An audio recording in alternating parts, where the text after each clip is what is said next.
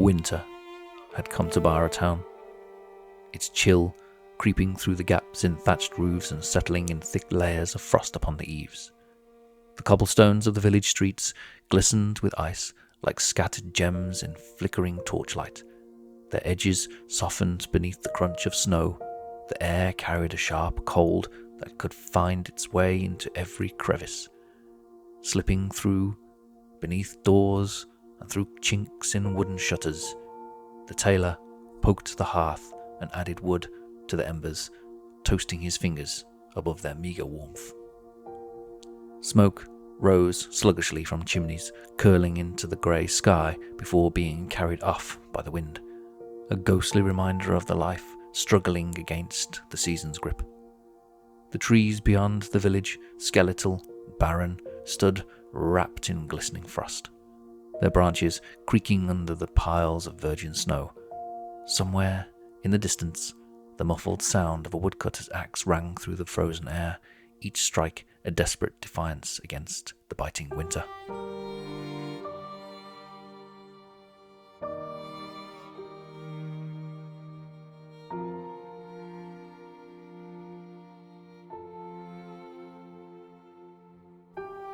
The sound of satisfying footsteps upon the frost-laden ground as villagers wrapped in thick woolen cloaks hurried between homes and workshops, their breath visible before them. The scent of steamed roots and smouldering manure mixed with the crisp, snow-laden air, offering fleeting warmth amid the bitter chill. Winter had settled upon Bara, not as a fleeting guest. Winter was here to stay.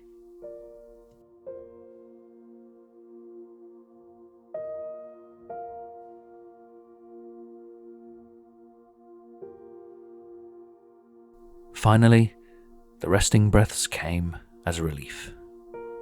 He watched the gentle rise and fall of her small frame beneath the blankets, her breath no longer shallow with fretful wakefulness, but slow, even, peaceful.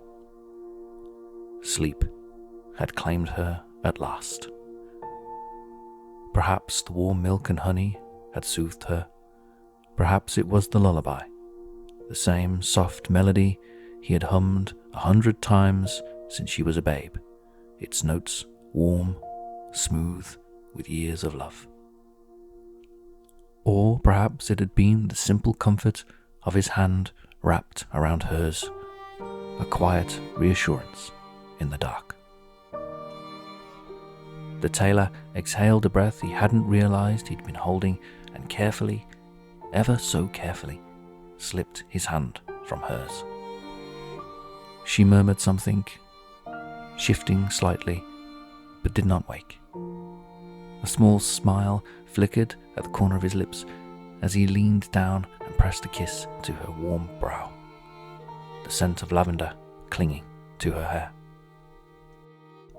Moving quietly, Marcule tidied the bedside table, gathering the half-empty jar of medicine, the untouched crust of bread, the tankard that had still carried the faint trace of honey at its rim. His fingers lingered for a moment on the warm wood before setting them aside. His movements methodical, steady, as if ensuring everything was in its proper place would somehow keep the night undisturbed. Beside her head, he placed the hand-stitched doll, its linen body soft and well-loved, stuffed with unspun wool. Her small fingers twitched, instinctively curling around it even in sleep. Satisfied, Marcule reached for the candle, shielding the flame with his hand before extinguishing it with a practiced breath. The room fell into darkness, save for the pale silver light filtering in through the shuttered cracks. He lingered for a moment longer, watching her, listening to the steady hush of her breathing. Then, moving with the silence of a man accustomed to careful steps, he crept out of his daughter's room, easing the door shut behind him. Finally, Isabeau was asleep.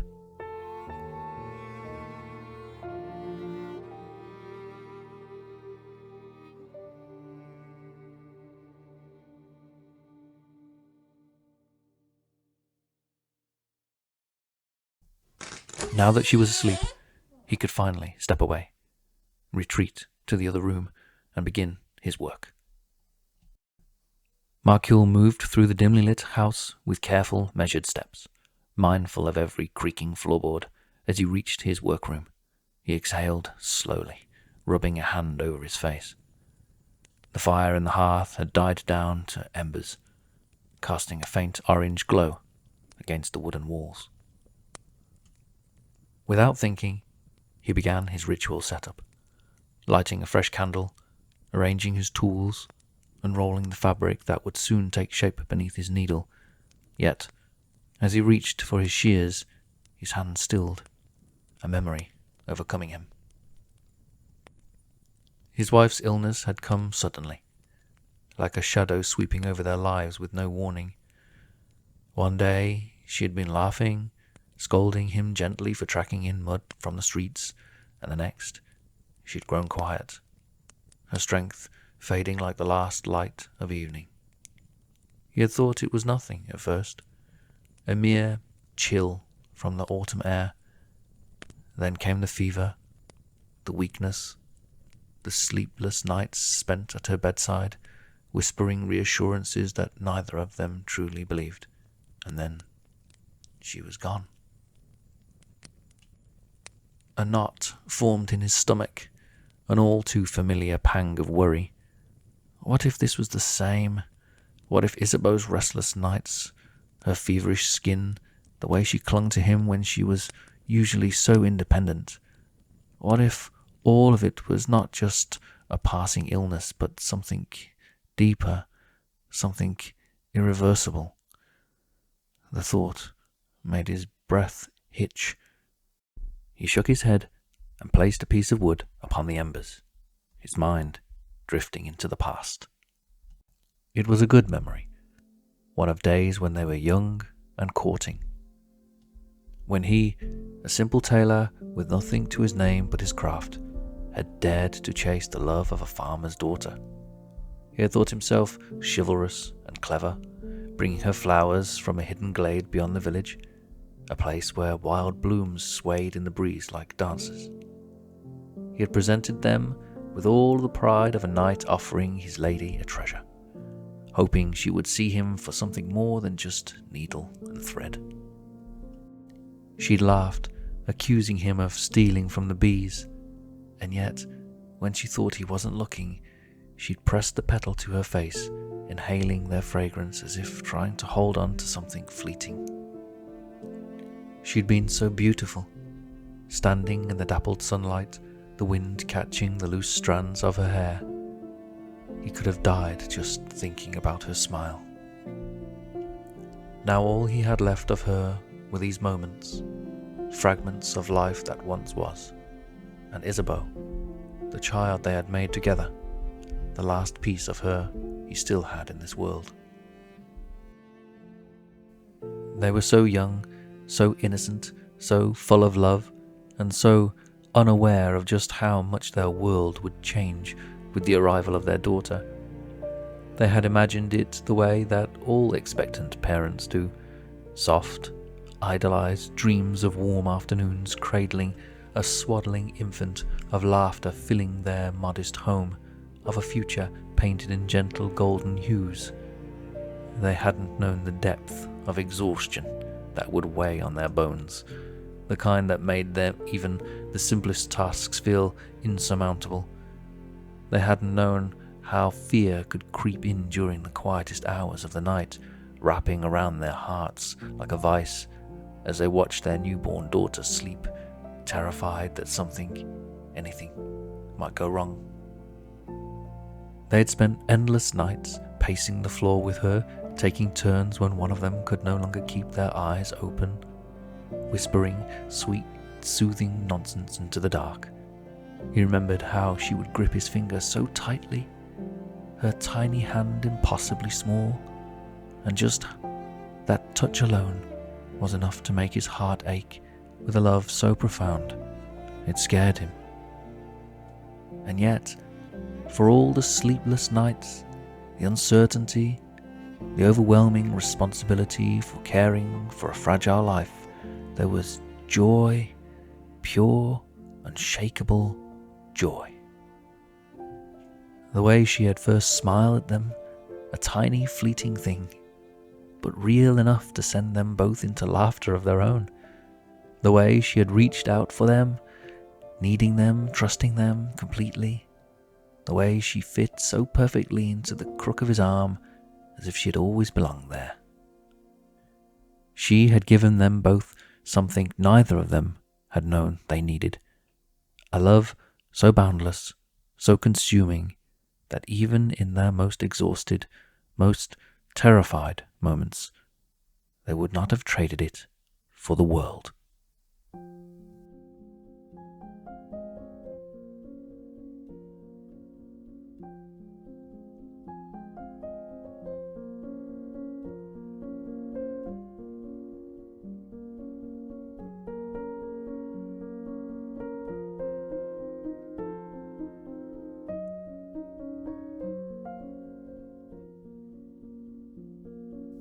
Now, seated by the flickering hearth in his workshop, Marcule busied himself with his work, though his needle had yet to find its mark. He was searching for a particular thread, one he was certain had been on his workbench not an hour ago.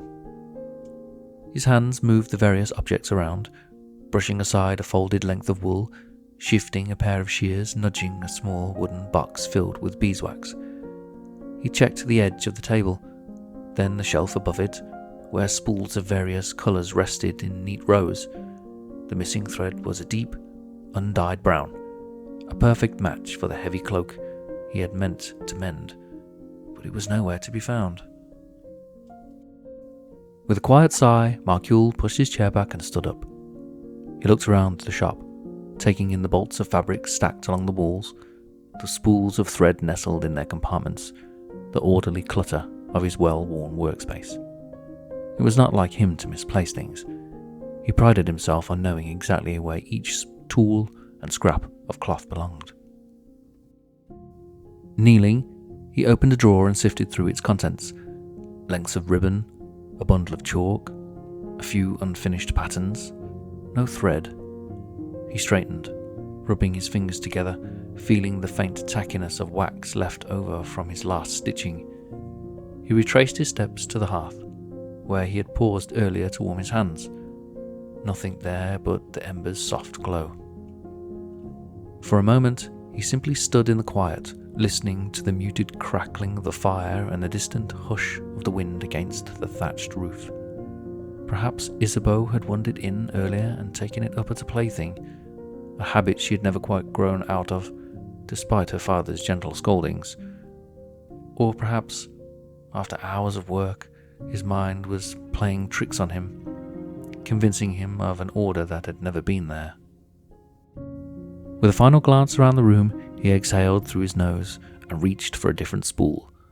One not quite the shade he had wanted, but close enough to pass. The work would have to continue, even if the thread he sought remained elusive. As he was about to begin his work, through the dim glow of the shop's windows, distorted by frost and candlelight, he saw the figure standing in the doorway. A silhouette carved from the evening gloom, motionless, imposing. The fire was beginning to come to life, the flickering candle casting long wavering shadows across the workbench. Though the figure had yet to step inside, its presence alone was enough to sour the air, like a branch pressing against the shuttered windows, waiting for the latch to give way. The tail of Marcule's thread waited between his fingertips, but that presence made the familiar comfort of the shop feel suddenly small, fragile. The figure stood still, its edges blurred by the night, yet there was no mistaking its intent. A quiet threat clung in the air between them. The latch clicked, the door swung, the bell rang out and invited in a cutting blast of cold air, and Ozymandias.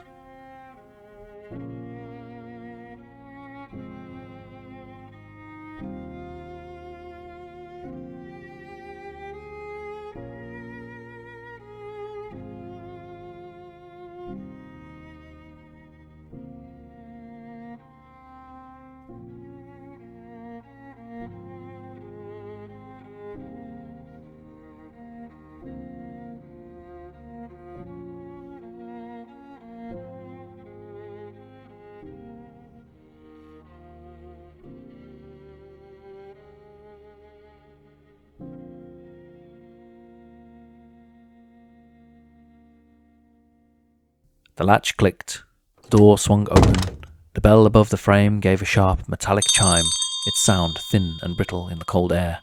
A blast of winter rushed in, stirring the fabric draped over Marcule's workbench, setting the candle flames shivering in their pools of wax. And with the wind came Ozymandias. Marcule looked up, his needle arrested mid-stitch, fingers stilling over the weave of the wool.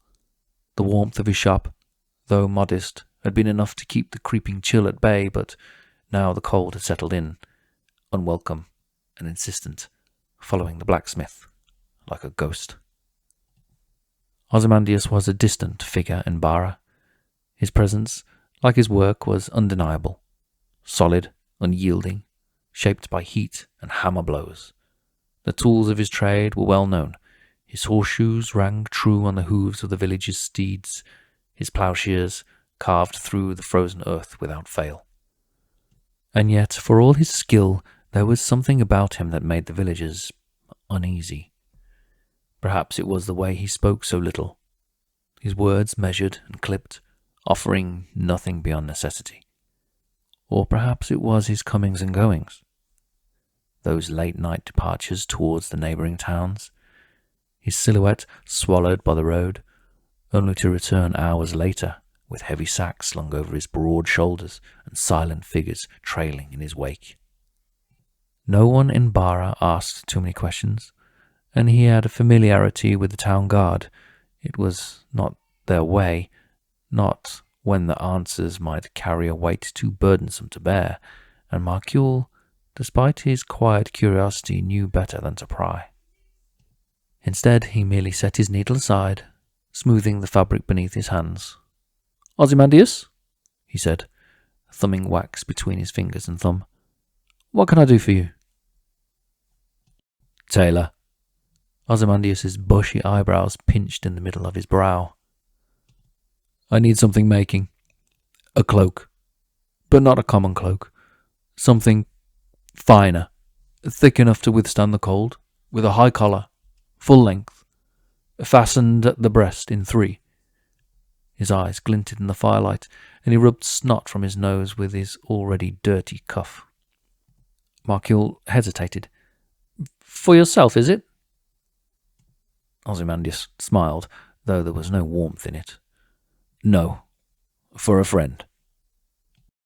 The tailor knew better than to push the blacksmith for more details, but the request left a chill in the air that had nothing to do with the winter outside. Marcule nodded slowly. "I'll need some time. A fine wool, that will cost extra." "You'll be paid." He slipped a small pouch of coins onto the counter, the clink of metal barely audible over the crackling fire. "Black on the outside, but give it a little flair on the lining though, eh?" Marcule eyed the pouch, but didn't reach for it.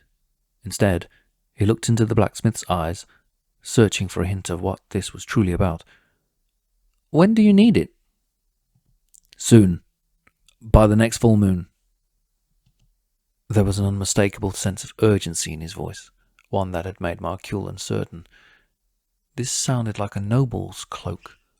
Why would a blacksmith commission this? The request, while strange, wasn't beyond his skill, yet the secretive nature of it left Marcule with more questions than he dared ask. Ozymandias nodded, turned on his heel, and slipped back through the tailor's door and into the night, leaving behind the scent of cold iron and something else Marcule couldn't quite place. The door swung shut with a soft thud, and for a moment the tailor sat in silence again, his thoughts swirling like the snowflakes starting to fall outside. Who was his cloak for? And why the secrecy? As he picked up his needle once more, his mind wandered to the blacksmith. Ozymandias was not a man easily read, but Marcule had heard rumours, whispers of dealings with strangers in the nearby town of Northbury, men who spoke little and left before dawn. He shook his head, pushing the thoughts aside. It was not his place to pry, nor his habit to ask questions that had no simple answers. His work was what mattered. With a quiet breath, he reached for the thread he had settled on earlier, only to pause. There, beside the small pouch Ozymandias had left on the workbench, lay the very thread he had been searching for. The deep brown, undyed wool strand, wound neatly around a wooden spool, as if it had been waiting for him all along. Markiel frowned. Had he overlooked it in his frustration, or had it not been there before? His fingers hovered over it for a moment before he picked it up, rolling the spool between his fingers. It was the exact match he had needed. Despite how unusual it was, a new order was welcome. To make a break from the everyday mending of tears and blown seams, yes, he could make something of this, a cloak for a mysterious noble. Perhaps he'd get some more work out of it once they'd seen his skill. He tossed the thread into the air as a small smile broke across his lips. The thread spun end over end before he caught it between his fingers, the small smile lingering as he considered the possibilities. A noble's cloak, something grand, something unlike the simple tunics and practical garb he had spent most of his days repairing. This could be an opportunity. Markiel stepped towards the shelves where he had kept his finer bolts of fabric, his fingers traced over the tightly woven wools, feeling their weight and texture. Deep forest green, as rich as the woods beyond Bara, a muted charcoal, sleek and unassuming. A deep, wine-stained red. Too bold. Too much. A declaration. No, Ozymandias had asked for black.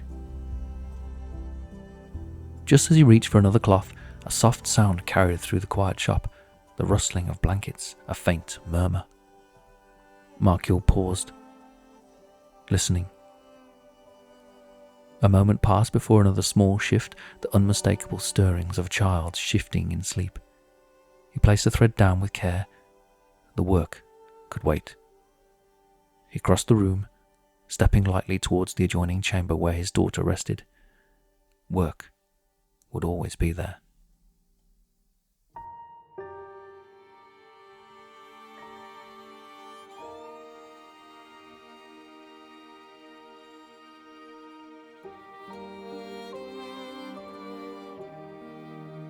I am the Loomsmith, the writer and narrator, and these are my stories. If you liked that, please don't forget to like and subscribe. It will help my channel to grow. For those of you who don't know, leaving a comment tells YouTube that this content has value and pushes it to other people. I would like to continue to write and share my stories with you, so if you think that this has value, please let YouTube know. And thank you for listening.